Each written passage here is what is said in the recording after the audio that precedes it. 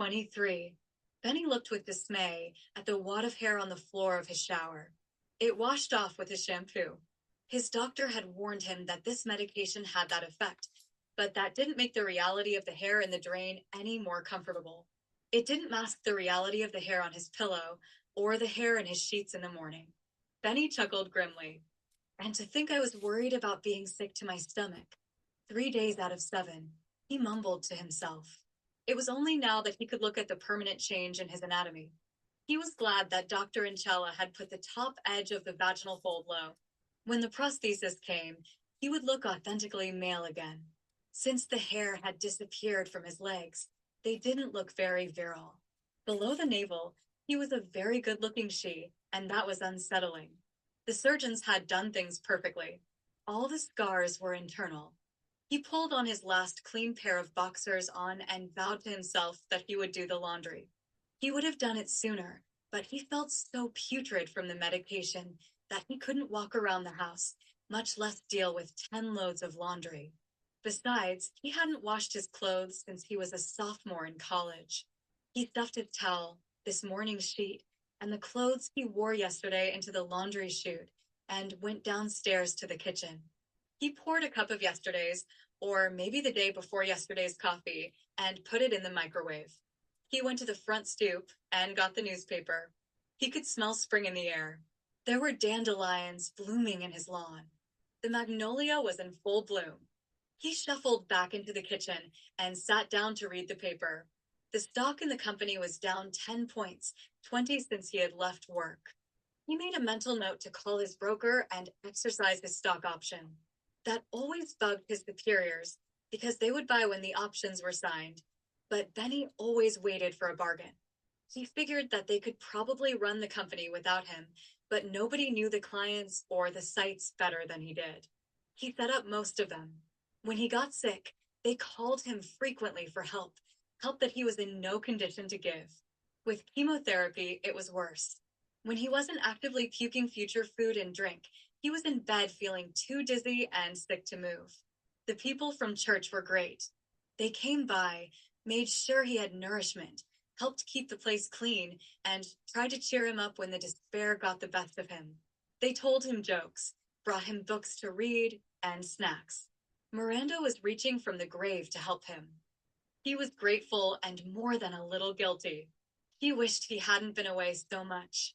These people were so kind and concerned. He had no idea of how he could repay them. Most of the time, he was hard put to remember their names, and they still came by. The things that pleased him most were the anecdotes about Miranda. Everyone had some. He knew by watching the guest that the stories were true. They always made him feel better. He finished his coffee and decided to chance some Danish. He put one in the microwave and heated it up. It tasted great, and it seemed to want to stay down, so he went downstairs to the laundry room. The pile of laundry looked bigger than he expected. He sorted through it for a load of whites. Most of the pile was whites, so the washer was full and there wasn't an appreciable shrinkage of the pile. He put some soap in, filled the bleach dispenser, and turned on the machine. As the machine started washing the clothes, the noises it was making reminded him of a telephone call Miranda had made to him about a week before she died. It was something about a funny noise the washer was making. He could hear it now. It was a metallic clunk every time the agitator reversed direction. Swoosh, clink, there was water trickling out from under the machine, too. In the background was a quiet thud from underneath. He couldn't remember when he had bought the machine or where. Maybe Miranda had bought it. He really didn't have a clue. He lay down in the pile of laundry and dozed off. The launch slipped quietly along the Mekong. The jungle crowded the banks. The Marines they were supposed to pick up were here somewhere. The position they had given him was hard to find because the jungle had a painful sameness, and the canopy obscured the sun, so a solar fix was out of the question. Benny hoped he could find the Marines before Charlie found them, or worse yet, the launch. The launch was never meant for combat. It had no fixed weaponry and no armor. All they had was a pig and 6 boxes of ammo for it and their sidearms. If contact was made with Charlie, they were on their own, as they really didn't know their coordinates that well, and neither they nor the Marines were supposed to be there. It was one of those hastily organized, unplanned missions that the Navy was always having to do. Drop off Marines here, pick them up there, hopefully avoid contact with hostile parties, and get out in one piece. So far, they had been lucky. They rounded a curve in the river and spotted a cleared spot that they had been told to look for. It seemed to be going well. They beached the launch, and the Marines swarmed aboard. The last two pushed the launch back into the river as they jumped aboard. Benny noticed an eerie silence among the jungle creatures. He looked around, but only saw jungle. The Marines didn't look very well. They had seen some serious combat, and most of them wore bandages. They were tired and beat up. Nobody spoke as the launch moved into the channel and headed downstream. Everybody sat low in the launch. A sailor locked and loaded a belt into the pig. Another sailor clipped a second belt onto the end of it. The stillness was overpowering. A Marine groaned and coughed. Another fished a fresh magazine out of his pocket and locked and loaded it into his M16. Another loaded his last round into his M79 and propped it up against the gunwale of the launch. An arrow sprouted from the side of the launch. Another sprouted from the shoulder of the gunnery sergeant. Another bounced off the pig, narrowly missing the sailor manning it. The arrows were short, ugly things, and they came at almost rifle velocity. Charlie was using crossbows. The sailor with the pig turned it toward the jungle and pulled the trigger. The rounds tore into the jungle with little visible results. 3 more arrows hit the launch, and 1 more Marine fell to the bottom of the launch. The Marine with the M16 fired into the jungle. His shots were answered by an RPG round that took a large bite out of the bow. The sailor manning the pig dove to the bottom of the launch. A Marine jumped up to take his place. Another RPG took the Marine into the Mekong, leaving a trail of blood and intestines in his wake. A white phosphorus grenade from the M79 exploded on the riverbank, propelling 2 burning black-clad figures into the water. Benny spotted the rocket launcher as it was being aimed at them again. He ran to the pig and blasted the area. The figure with the rocket launcher exploded into a red cloud as half a can of 7.62 tore into him. Then it was quiet again. Very quickly, the jungle resumed its normal sounds. A small fire burned in the bow of the launch. 1 sailor lay sobbing, holding his face together with his hands. Another lay unconscious beside him. The medic bandaged the gunnery sergeant's shoulder around the arrow. The Marine with the M79 sat shaking on the deck. The Marine with the rifle sat staring into space. The radio operator lay dead beside him. Smoke came out of his radio. It smelled like burning rubber. A large red stain grew in the crotch of Benny's pants. Benny screamed. An electric motor whirred as Benny came to his senses. Little wisps of smoke were curling from beneath the washer. Except for the whir, the washer was silent. The clothes would have to wait. The washer was among the dead. Benny unplugged the washer and turned off the water valves. He looked inside to judge the progress of the laundry. Sudsy water greeted him. The first wash cycle hadn't even finished. Benny slapped the lid shut and walked sadly across the cellar to the stairs. He really didn't feel like dealing with a repairman, if he even knew how to find one, and he most assuredly didn't feel like shopping for a new washer. He didn't have the foggiest notion about what to look for. He wished Miranda were there to ask for advice. This was her realm, and he felt lost in it. He wished he had paid better attention to the call, telling him about the noise that the washer was making, but he was preoccupied with his work and trusted her to handle it. He trusted her to handle everything. She did it well, and he really missed her. He sat on the bottom step and cried. 24. Chet put the Polaroid in his coat pocket and stepped out into the night. Jolene had another fight with her mother and was upstairs sulking in the stereo. Her mother had hung up the phone while Jolene was talking to Billy Bob. A rendezvous would not be possible, as the conversation was young when the phone was hung up. That was exactly what Chet wanted. Chet stepped out and started walking toward Lafayette Avenue. It was about the usual time for the nightlife to come out, and this time Chet was ready.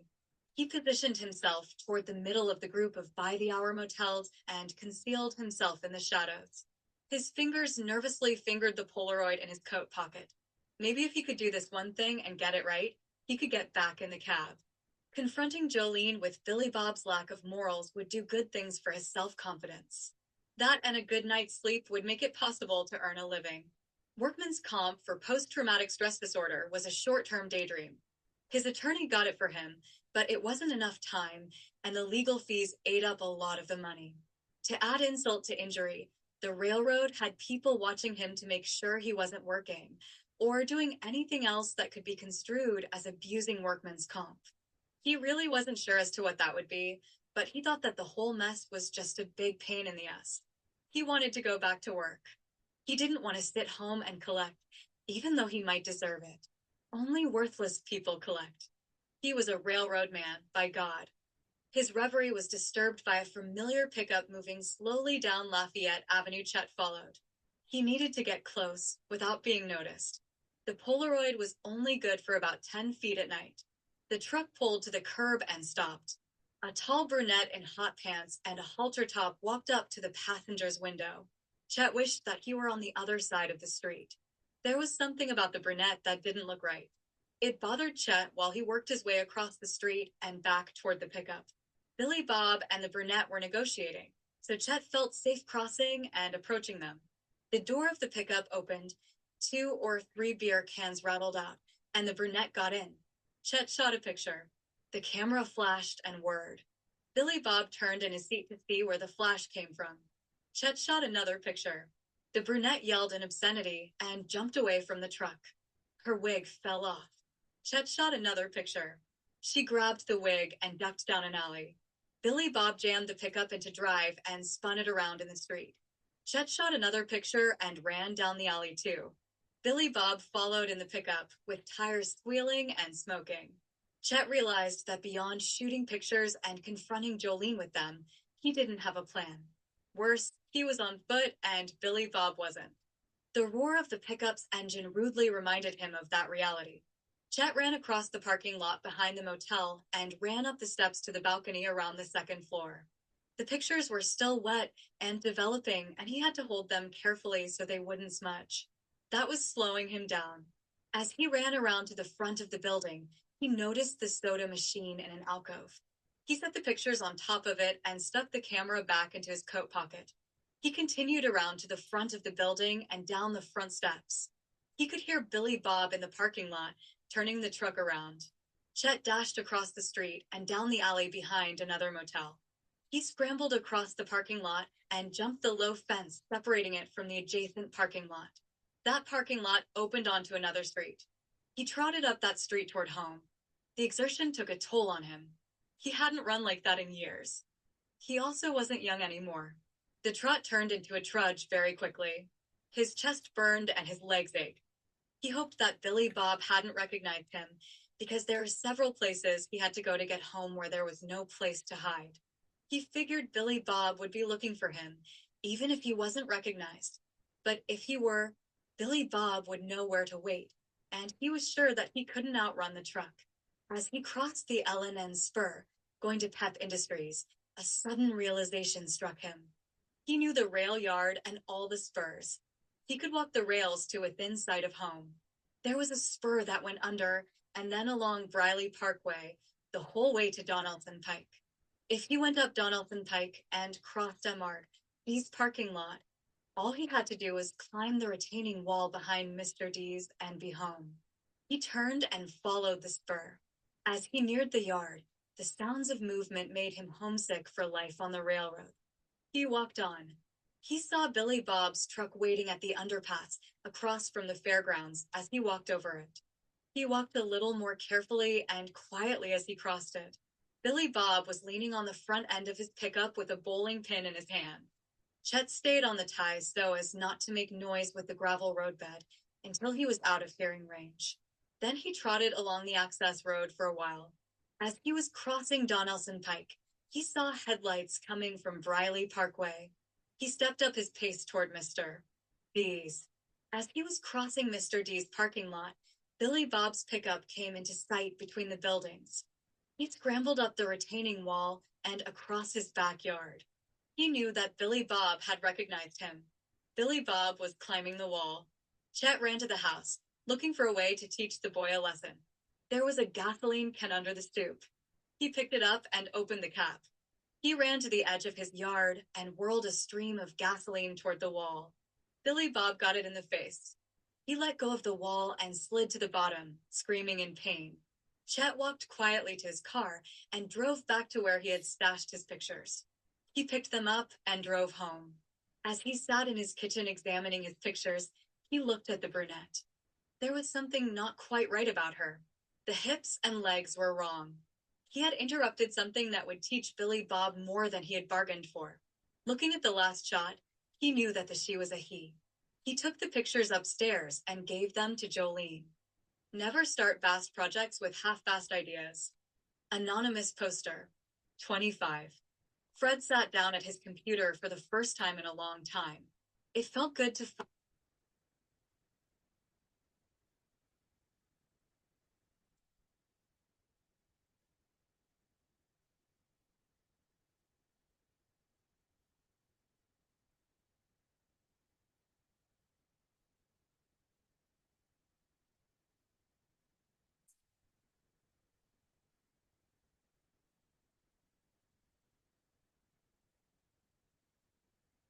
Okay.